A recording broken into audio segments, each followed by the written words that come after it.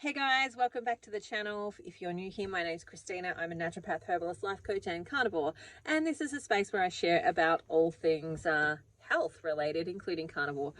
And today what I want to talk about is heavy metals and parasites. So one of the topics in one of the groups that I'm in asked, or one of the people asked, hey, what about tumultuous earth? Should we be doing deworming and all of that type of stuff? And the answer to that question ultimately is it depends. Now, I want to answer that question in a much more holistic and rounded way. So, looking at it from a much more holistic way, which is actually how I think we should look at all of these types of things, is to move a little bit outside of the box of parasites are bad, so we should kill them. And that is essentially what I see in a lot of the spaces that I hear people talk about parasites. It's what I know, like I've spent quite a bit of time starting to re-educate practitioners within my own field around this, because essentially they've gotten this idea that parasites are bad and then therefore they need to be killed and we just need to get rid of them. But what they haven't done is actually move past that philosophy and ask the question about why are they bad, why do we need to get rid of them, and why are they there in the first place? And that's the space that I come to this conversation from, is like, why are they there in the first place? Because our bodies are not stupid. They're actually very intelligent beings that do things for a reason. And in order to help our body do what it's trying to do, we want to understand what is that reason? Why is it doing that thing? And essentially for me, when I start to ask that question, or when I started to ask that question and started to engage in that conversation, one of the things that I discovered with bar this experience where you've gone overseas to an international place like Fiji, Africa, etc., where they've got some weird and wonderfully weird, not so great parasites, where they have some of those things. Bar that type of experience, if you are just in your normal location where you were born and raised, your same country, all of those types of things, then your body has an immune system to prevent parasites from coming in. And so the question then has to be, okay, if my immune system has the ability to prevent and deter and stop these parasites coming in, then why didn't it? And that then becomes a multifaceted question, in that why didn't it actually prevent those types of things coming? And it does it for a whole bunch of different reasons. One of which is because the parasites help to serve a purpose. Now, let's say you've been exposed to heavy metals like mercury, lead, cadmium, arsenic, etc. Your body has to protect itself against those toxins. And I'll use my little AirPods thing as an example. So imagine that this is some mercury. You went and got some dental fillings done and they gave you a mercury filling. Well, your body's got to protect you against this highly toxic substance. And so how it does that is it will encapsulate it in fat. It'll put it in a fat cell. And that will then kind of keep you a little bit safe and from some of the damage that it's doing. But at any point you could do something and make this fat cell be open and make this toxin actually now migrate around your body. So it doesn't want to really leave it there in that fat cell. It does the best it can with the available resources that it has, but if it doesn't have enough available resources to actually get rid of it, it doesn't want you to mobilize that. So it's going to allow things like parasites and candida, so yeasts, to come in, because they help to eat those heavy metals. So they start to gnaw on them and actually help to move some of that out of our body. Now, it's a really poor method. It's a really ineffective method of doing it, but it is the only resource that's available to the body for a majority of us at that point in time. And so it uses what's available to it in order to achieve the goals that it's trying to achieve. And so it opens the door, it lowers the immune system. So it allows things like parasites and yeasts and candidas to come in. Now, if you are like many of the people that I have seen in clinic, you might have gone to a naturopath or an alternative health practitioner, or even your doctor, and they've said to you, oh, you've got parasites, let's just get rid of those. And they might give you an antibiotic if they're a doctor. They might give you an antifungal if you've got candida, or, you know, a yeast that's showing up like Helicobacter pylori, H. pylori. They might give you some antifungals or some antibacterials. If you go to a naturopath who does not understand this, they might give you some antibacterials, some antiparasitics, and some antifungals. They might give you those in a herbal method. They might give you the anti-candida diet. They might give you a whole bunch of different methods in order to try and get rid of these. But here's the thing. If you try and get rid of those parasites, the yeasts, and so on, before you've gotten rid of the heavy metals, then all you've done is remove one of the mechanisms that your body was utilizing to help reduce the level of toxicity that it was exposed to with those metals. And you've mobilized them. And what then happens is your body, well, not your body, but that mercury, for example, let's say it's a mercury, it will go to the fattiest organ you have, which is your brain. And that's where we start to see neurological issues start to develop, where you might have nervous system issues, where you've got things like fibromyalgia happening, where you've got MS type symptoms developing, where you've got autoimmune diseases that are similar to MS and motor neuron disease and those types of things. You might get Alzheimer's or dementia. You might start to forget things. You might get, all sorts of different brain displacement disorders taking place, because now we have mercury in the brain, and that is very toxic to our brain. It damages the neurons, it actually damages the nerve endings, and can leave us with a degenerative type of disease that's taking place. And so for me, when I've got a client that comes and says, I've got parasites or I've got this, I am not wanting to touch those at that point in time, because my first process is I always want to give your body the tools to resolve the driving root cause, which is likely heavy metals or molds. Those are the number two reasons. Oh my gosh, words are escaping me. But those are the two most likely reasons, along with a high level of other toxicity. So it can be emotional toxicity, it can be physical toxicity. Let's say you live on a farm, which we tend to think are like really pristine, nice places, but a lot of commercial farms are actually very highly toxic places where you've been exposed to a lot of toxicity if you've worked and lived on those farms and you've handled those toxins and so on. Or you live downstream from one of those places as well. They can be a contributing factor to your level of toxicity. And so from that perspective, we want to first put in the tools that are actually going to help with managing why the parasites might be there in the first place. And usually I won't address or deal with parasites until at least 3 to 6 months into having done a high fat diet, because it is the fat that we use on our body to encapsulate it. It's also the fat that we put in our mouth that helps us encapsulate and move out these toxins and do it in a safe way that is not so damaging to us. Now, there might be some other tools in there that I would actually use, like some binders that are going to bind with heavy metals.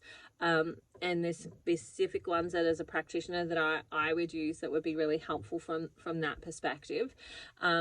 We might also use some herbs to actually help with that, like coriander, for example, is a really good heavy metal detoxifier. And, you know, I've used that quite a lot in actually being able to help people to move and shift these things. And what we'll find is that when we start to deal with the heavy metals or the high mold or the high levels of toxicity, that the need for the parasites and the yeast actually start to go away. And often you don't even need to address them at all. Very often you don't need to. Sometimes you still do, and you know, it helps to give a little bit of a boost, like once we've got all of these moving parts with the high fat happening, etc. And by the way, carnivore is a really non-thinking way of doing that, in the sense that you don't have to think too much about it, because you are innately a lot more higher fat when you are carnivore than when you are not carnivore. Not always, you can certainly do a low-fat version of carnivore, but you are, generally speaking, majority of people are going to be at much higher fat than if they were just eating a standard sort of Western diet. So carnivore would be like the optimal diet to be on if you're dealing with heavy metals and so on, from that perspective, along with utilizing some of these methods and tools of using a binder, using some herbs, some specific herbs that actually help to clean and cleanse that out, and so on, along with then maybe addressing those parasites if they're still around, the yeast and the bacteria if they're still around. So basically I'll do symptom management. Excuse me. I'll do symptom management of those things at that point while we're dealing with the root cause. So for example, if you do have Helicobacter pylori, then your stomach acid is going to be low. And if your stomach acid is going to be low, then you're likely to experience things like acid reflux or heartburn. So I'm going to give you some stuff that's going to increase that acid. We might start with lemon juice and water. We might start with apple cider vinegar and water. If that's not enough, we might up the ante and go down, you know, and add some hydrochloric and bentonine and so on into that. But that's on a case-by-case sort of analysis as to what we might actually do there.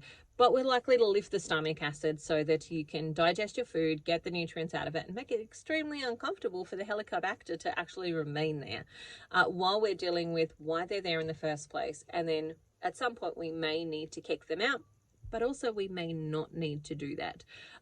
And I always like to assess that at about 3 to 6 months after doing a high-fat diet as to what needs to happen. And then we might do a parasite cleanse. I like to do a cleanse versus an actual killing of the parasites, because a lot of these methods, like the anti-parasitic sort of methods, are ones that are going to kill the parasite, and then you have to actually get rid of it. So for example, if you were to go and use diatomaceous earth, what is likely to happen is that the diatomaceous earth is kind of like little sharp fibers that actually cut through the exoskeleton of parasites. So it cuts them open, and all their gut is now, like all of their toxic waste from inside of them is now exposed to your digestive system. And you have to detoxify that out. Whereas the methods that I tend to like to do are ones where we like put them to sleep or inebriate them, and then we slide them out. And, you know, we utilize some tools for that. I don't necessarily want to give that away because I don't want people to do it without supervision. But that's usually the methods that I like to use, because then you don't have to detoxify them out. You just go to the toilet and poop them out. And essentially it's kind of like an enforced diarrhea that you're giving yourself, but it means that you don't have to then detoxify out the dead and dying carcasses of the parasites that you've been killing with the DE. Now that doesn't mean that I don't ever use DE. Sometimes I might use DE, and that decision-making process is again on a case-by-case sort of basis as to what's going to be beneficial for that individual in what they're doing in their life and how their life is running and all of that type of stuff, as to whether that's going to be really useful for them. But that's the basic lowdown on parasites. You'll often find that you'll get parasite sort of flare-ups around full moon and new moon. So those are the two times when we have parasitic behavior. So people will say this all the time, oh my God, why is everyone crazy? And they'll look outside and it's a full moon. Now, the full moon or the moon affects the waters of our planet, and that includes the waters of our bodies. Like we all kind of know that math that, you know, what is it, 70 to 80% of our body is made up of water. If the oceans of the planet are affected by the moon, so too are the oceans of water inside your body. And so that pulling and drawing motion will actually trigger and signal to the parasites that it's mating season. So for example, full moon, for the three days of the full moon, so the day before or the night before, the night of and the night after, what will happen is we've got this change in the waters of our body that will trigger to the parasites, it's time to mate. And they will come from wherever they are. So they might be hanging out in the lung or in the, you know, the eyeball or somewhere else. They might be hanging out wherever they are, and they'll come into the digestive system. And at that point, they're going to find a mate and they'll lay eggs. And so that is that time when they're going through that mating phase. Now, then we've got the new moon. The new moon is when those eggs that were laid during that period of time start to hatch. And so we want to catch them in those seasons. So if we are doing any sort of parasitic cleansing, cleaning, killing type of stuff, we want to catch them in the mating and the hatching season, just like if you had head lice. You want to get rid of the adults, but you don't really get rid of them until you've gotten rid of all the eggs. And so we want to do that process as well. So those are the two times when you're going to see kids maybe on the spectrum, for example, where they've got heightened reactivity, heightened ADHD, and all of that type of sort of behavior becomes more heightened during those periods of time. The same with, you're like, oh my God, I don't even know what's wrong with me, but I'm just like cranky as all heck. That's often parasitic movement. Now, some other signs of parasitic movement or having parasites are things like teeth grinding. So if you're grinding your teeth in the night, that's often a sign of parasites. If you are waking up in the middle of the night, say about 3 o'clock in the morning, 3 o'clock in the morning, that is also another sign of parasites, because that's when they are awake, and that's when they're nocturnal, so they're doing all their things, and they, can interact with your nervous system. That's where kids continuously wet the bed, like they haven't been able to break that bedwetting sort of routine. That for them is often a sign, like, if they're getting older and they've not been able to stop wetting the bed, then it's likely that there's parasites that are on board. And again, I like to go back through these processes, like, let's look at the exposure of where you could have gotten high metals, high toxicity, high mold, etc. And like cut off those exposures and do something about those exposures. But that's also let the body heal by removing those heavy metals. And then let's look and see if we need to do anything about addressing those parasites.